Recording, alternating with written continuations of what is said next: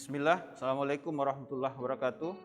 Saya Dr. Andi Hendra Yusa, spesialis radiologi, staf dosen radiologi Fakultas Kedokteran dan Ilmu Kesehatan Universitas Muhammadiyah. Pada kesempatan ini, saya akan membawakan video pembelajaran tentang pemeriksaan colon in loop. Kita membaca foto colon in loop. Sebelumnya saya akan menjelaskan sedikit tentang bagaimana itu colon in loop dan bagaimana sampai bisa tercipta suatu gambar dari colon in loop. Pertama-tama, indikasi pemeriksaan colon in loop itu ada beberapa.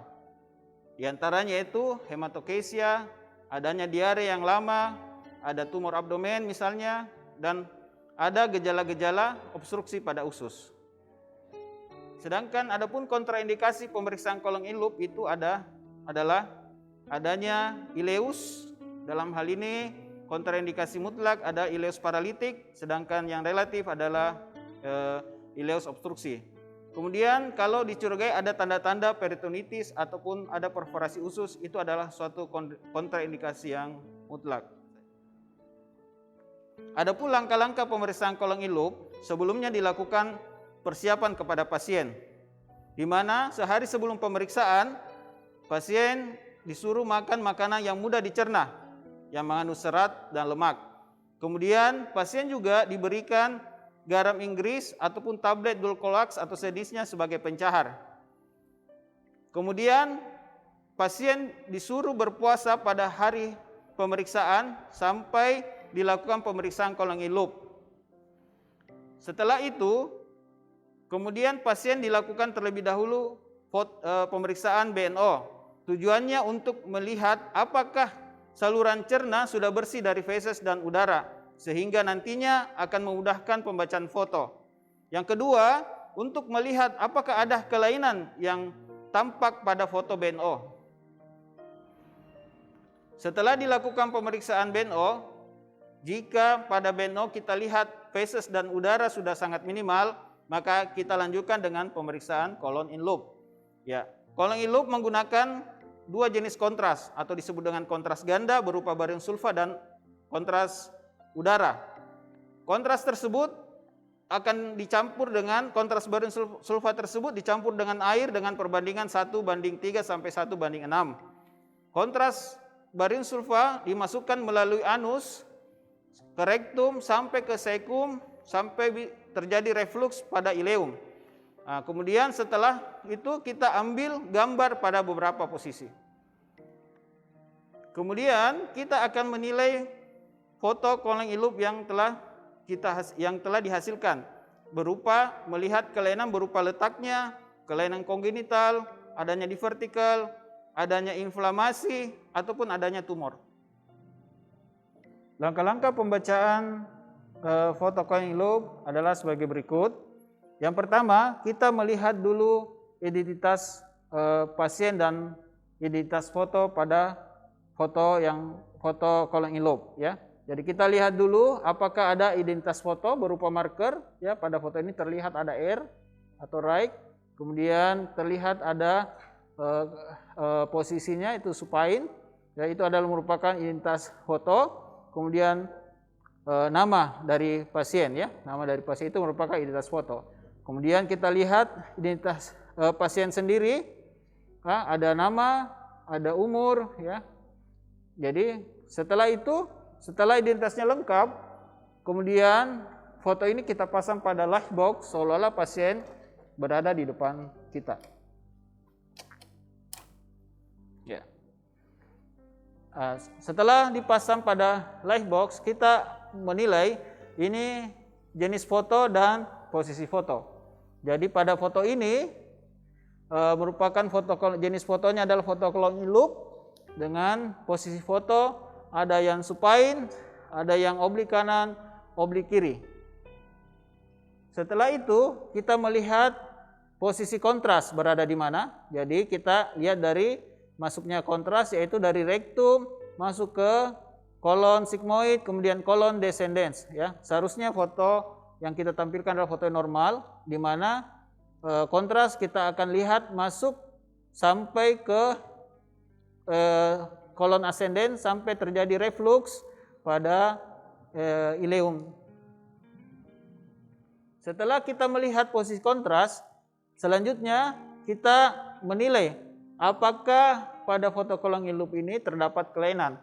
Kelainan yang kita nilai berupa apakah ada fill-in defect, apakah ada additional shadow, kemudian bagaimana kaliber lumennya, apakah lumennya menyempit, kemudian kita lihat juga apakah permukaan mukosa atau mukosa daripada kolon itu reguler atau irregular.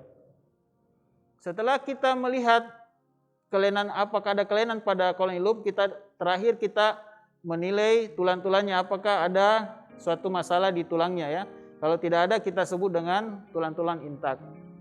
Kemudian setelah kita menilai tulang-tulang dan gambaran dari apakah ada kelainan pada kolon in loop-nya, maka terakhir kita membuat suatu kesan atau kesimpulan dari hasil pemeriksaan. Apakah normal atau ada kelainan. Kelainannya kita sebut apa kelainannya. Baik, berikutnya kita akan melihat beberapa gambaran kolon in loop yang memperlihatkan adanya abnormalitas. Ya, pada gambar ini, pada foto ini terlihat adanya fill-in defect yang berbentuk shoulder sign ya. Jadi ada suatu lesi di daerah sekitar kolon sigmoid. Selanjutnya pada foto ini terlihat adanya fill-in defect pada daerah sigmoid yang membentuk suatu gambaran apple cord. Tanda ini menandakan adanya suatu lesi atau massa atau tumor di daerah tersebut. Sama seperti pada foto sebelumnya ya, terdapat gambaran suatu tumor pada daerah tersebut. Kelainan berikut yang bisa kita lihat pada pemeriksaan kolon in loop adalah adanya obstruksi yang disebabkan oleh ada intussuscepsi. Pada foto BNO-nya terlihat ada gambaran soft tissue density pada daerah hipokondrium kiri.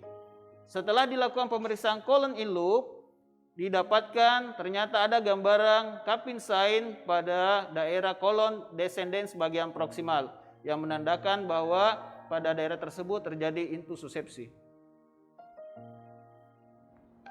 Selanjutnya, kelainan lain yang bisa kita dapatkan adalah adanya penekanan atau displace daripada kolon diakibatkan oleh adanya tumor atau massa di daerah ekstraluminal.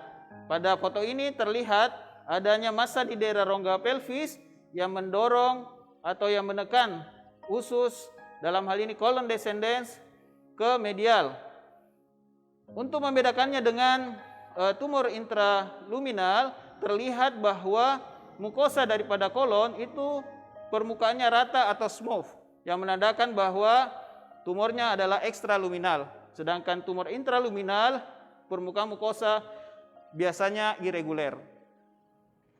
Pada foto ini, pada foto kolon in loop ini terlihat bahwa terjadi penyempitan pada daerah rektum yang kemudian terjadi dilatasi pada daerah proksimalnya.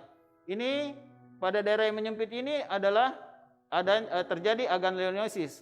Kemudian terjadi pelebaran pada proksimal daripada kolon.